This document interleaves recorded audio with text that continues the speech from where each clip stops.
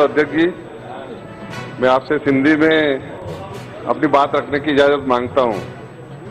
संभवतः ये लोकसभा के इतिहास में पहली बार ऐसा होगा कि मैं सिंधी भाषा में अपनी बात रखने का मौका मिल रहा है।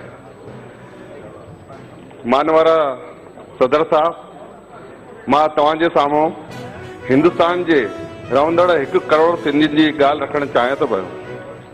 सरकार इन ॻाल्हियुनि ते वीचार करे। सिंध पाकिस्तान में चङा माण्हू लॾे करे भारत आया आहिनि ऐं उन्हनि मां चङनि जी हालत ठीक ना आहे।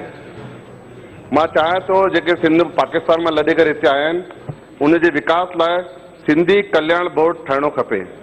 ॿियो, सिंधी कला ऐं संस्कृति जेकी दुनिया में सभिनि खां पुरानी संस्कृति आहे, मोहनजोदड़ो, सिंधु घाटी सभ्यता, उन लाइ राष्ट्रीय सिंधी अकादमी ठहिणी खपे। टियों, सभिनि भाषाउनि में टीवी चैनल में अॼु चालू आहिनि, पर हिकु सिंधी भाषा अहिड़ी आहे उन में टीवी चैनल अञा चालू न थियो आहे। समाज इहा मांग आहे कि सिंधी में चैनल चालू थियणो खपे। चौथों, 26 जनवरी ॾींहुं राजपथ दिल्ली में जेको जलसो निकिरंदो आहे उनमें सभिनि प्रदेशनि जी झांकी निकिरंदियूं आहिनि। चूंकि सिंधी जो प्रदेश न आहे, इन करे उन ॾींहुं बि सिंधी समाज जी झांकी निकिरणी खपे, निवेदन आहे।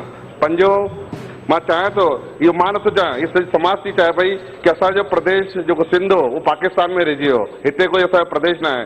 त इहा सॼे मुल्क में जॾहिं मां घुमंदो आहियां त सिंधी समाज मांग कंदी आहे कि हिते बि हिकु सिंधी प्रदेश ठहिणो खपे हिंदुस्तान में। छहों, हिकु सिंधी यूनिवर्सिटी भी असांखे हुजणी खपे ताकि असांजा ॿार सिंधी में पढ़ी लिखी सघनि। ऐं आख़िरी में अंत में इहा भी समाज जी मांग आहे कि भॻवान झूलेलाल जो जेको जन्म ॾींहुं आहे चेटीचंड, उन ते छुट्टी थियणी खपे, इहा समाज जी मांग आहे। आख़िरी में मां तव्हां सभिनि खे 10 अप्रैल सिंधी भाषा दिवस जी वाधायूं ऐं भॻवान झूलेलाल जो जेको जन्म ॾींहुं अचण वारो आहे चेटीचंड, उनजी लख लख वाधायूं। जय झूलेलाल।